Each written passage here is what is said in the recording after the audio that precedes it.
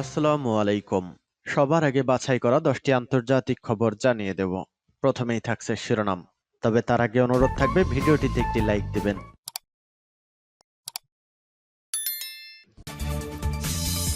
দখলদার ইসরায়েলি বাহিনী এবং ফিলিস্তিন পুরোদমে যুদ্ধ চলছে, জানিয়ে দেব হাতে থাকা সর্বশেষ আপডেট আন্তর্জাতিক সংবাদ।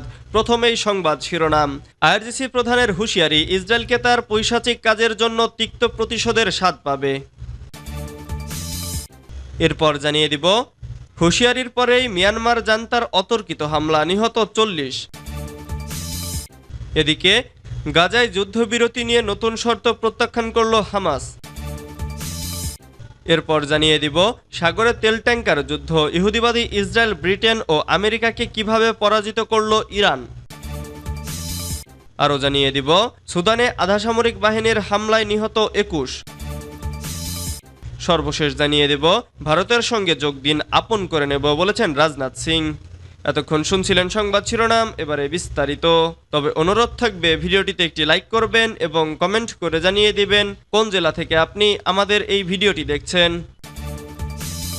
আইআরজিসি প্রধানের হুঁশিয়ারি, ইসরায়েল তার পৈশাচিক কাজের জন্য তিক্ত প্রতিশোধের স্বাদ পাবে।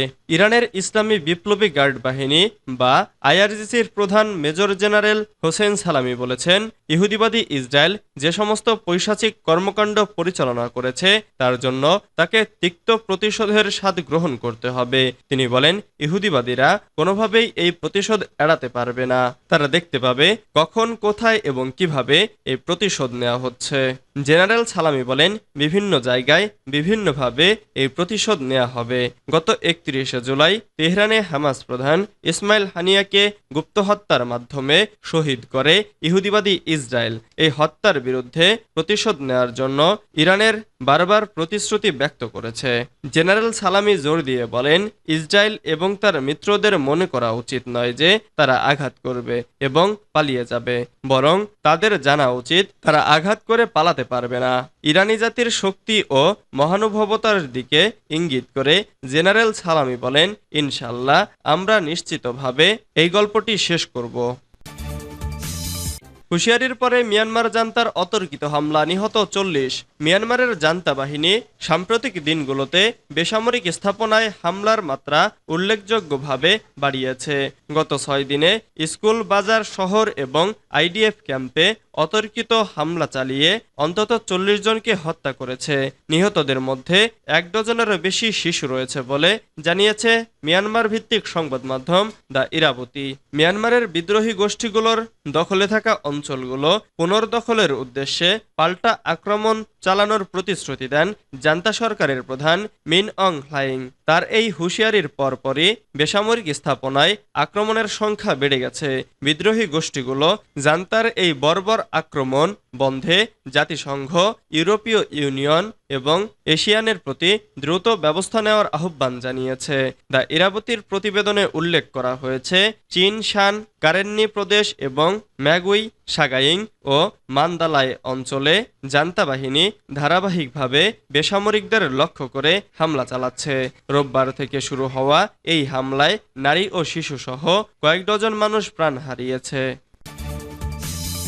গাজায় যুদ্ধবিরতি নিয়ে নতুন শর্ত প্রত্যাখ্যান করল হামাস। গাজায় যুদ্ধবিরতির জন্য মধ্যস্থতাকারী দেশগুলোর কাছে নতুন শর্ত উপস্থাপন করেছেন মার্কিন কর্মকর্তারা। ওই নতুন শর্ত মানতে রাজি নয় বলে জানিয়েছে হামাস। সোমবার 9 সেপ্টেম্বর কাতার ভিত্তিক সংবাদ মাধ্যম আল জাজিরার এক প্রতিবেদনে এই তথ্য জানানো হয়েছে। হামাসের মুখপাত্র বাসেম নাইম বলেছেন, মার্কিন কর্মকর্তারা নতুন শর্ত আরোপের মাধ্যমে আলোচনার পথ রুদ্ধ করে দিয়েছে। তিনি আরো বলেন, হামাস মধ্যস্থতাকারীদের কাছে বন্দীদের বিষয়ে বা অন্য কোনো বিষয়ে নতুন কোনো শর্ত উপস্থাপন করেনি, বরং চলতি বছর 2 জুলাই মার্কিন প্রেসিডেন্ট জো বাইডেন যে প্রস্তাবনা রেখেছিলেন সেটার প্রতি আনুগত্য পুনর্ব্যক্ত করেছে। আর ওই প্রস্তাবনার মূল ভিত্তি ছিল জাতিসংঘের নিরাপত্তা পরিষদের রেজলিউশন নম্বর 2735-এর উপরে। তিনি আরো বলেন, আমরা অবিলম্বে এই চুক্তির বাস্তবায়ন নিয়ে আলোচনা করতে প্রস্তুত। এর আগে মার্কিন যুক্তরাষ্ট্রের একটি যুদ্ধবিরতি প্রস্তাবনা পেশ করেছিল। তার ছিল 3 ধাপ। ইসরায়েল নিজে এই প্রস্তাব ঘোষণা করেনি। মার্কিন প্রেসিডেন্ট জো বাইডেন এক টেলিভিশনে ভাষণে এই রূপরেখা তুলে ধরেন। বাইডেনের ঘোষিত নতুন প্রস্তাবে 3টি পর্যায় বা ধাপের কথা বলা ছিল। সাগরের তেল ট্যাঙ্কার যুদ্ধ, ইহুদিবাদী ইসরায়েল, ব্রিটেন ও আমেরিকাকে কিভাবে পরাজিত করল ইরান। আন্তর্জাতিক পানিসীমায় দীর্ঘদিন ধরে ইরান ও ইহুদিবাদী ইসরায়েলের মধ্যে নীরবে ভাগ্য নির্ধারণকারী যুদ্ধ চলছিল, যে যুদ্ধের প্রধান টার্গেট ছিল সেই সব তেল ট্যাঙ্কার যেগুলো ইরানি তেল বহন করছিল। ইরানি জাহাজগুলোতে ইহুদিবাদী ইসরায়েলের গুপ্ত হামলার জের ধরে ইরান সাগরে আনুষ্ঠানিক গোপন যুদ্ধে জড়িয়ে পড়ে, যে যুদ্ধে আন্তর্জাতিক পানিসীমায় ইরানি জাহাজগুলোর নিরাপত্তা নিশ্চিত হয়। এবার ভাবুন তো, আন্তর্জাতিক পানিসীমায় ইরানের তেল বহনকারী বিশাল বিশাল ট্যাঙ্কার শান্তভাবে লক্ষ্যপানে এগিয়ে যাচ্ছে, অথচ এসব জাহাজের নাবিকরা জানতেই পারছেন না তাদেরকে লক্ষ্য করে হামলার প্রস্তুতি নিচ্ছে শত্রুর সমরাস্ত্র। হঠাৎ করে দেখা গেল এসব তেল ট্যাঙ্কার একের পর এক নানা ধরনের দুর্ঘটনার শিকার হচ্ছে।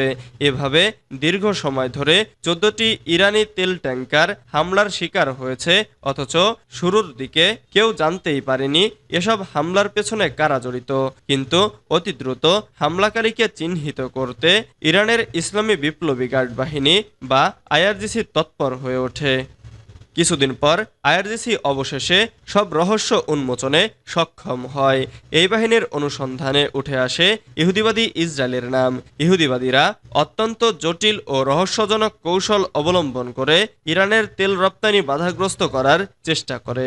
তাদের উদ্দেশ্য ছিল ইরানকে অর্থনৈতিকভাবে কঠিন পরিস্থিতির মুখোমুখি করা, কিন্তু ইহুদিবাদীদের মনে ছিল না তারা ইরানের মতো একটি শক্তিশালী শত্রুর সঙ্গে সাগরে খেলতে নেমেছে। সুদানে আধাসামরিক বাহিনীর হামলায় নিহত 21। সুদানের সিন্নার শহরে আধাসামরিক র্যাপিড সাপোর্ট ফোর্সের হামলায় 20 জনেরও বেশি বেসামরিক মানুষ নিহত হয়েছেন।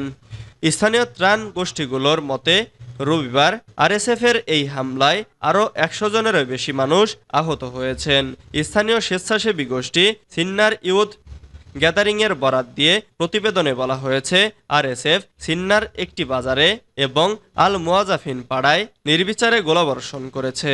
এদিকে বেসরকারি সুদানিজ ডক্টরস নেটওয়ার্ক জানিয়েছে, সিন্নার বাজারে আরএসএফের আর্টিলারি গোলাবর্ষণের কারণে 21 জন নিহত এবং 70 জনেরও বেশি মানুষ আহত হয়েছে।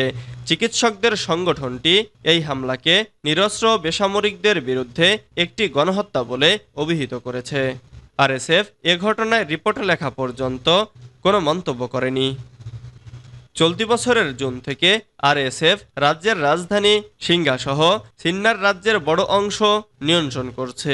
অন্যদিকে সিন্নার রাজ্যের পূর্বাঞ্চলের নিয়ন্ত্রণ রয়েছে সুদানের সামরিক বাহিনী সুদানিজ আর্ম ফোর্সের নিয়ন্ত্রণে। ইন্টারন্যাশনাল অর্গানাইজেশন ফর মাইগ্রেশনের মতে সিন্নার রাজ্যে লড়াইয়ে 7,25,000-এর বেশি মানুষ বাস্তুচ্যুত হয়েছে।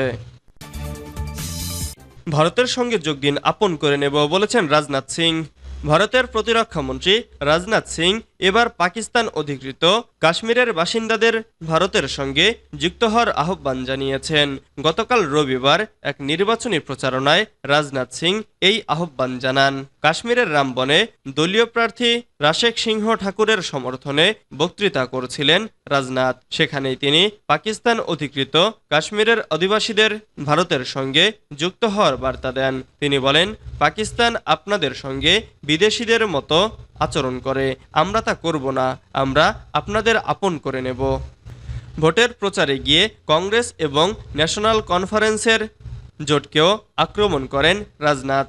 ওমর আবদুল্লাহ সহ অন্যরা সংবিধানের 370 ধারা প্রত্যাহারের সিদ্ধান্তের বিরোধিতা করছেন।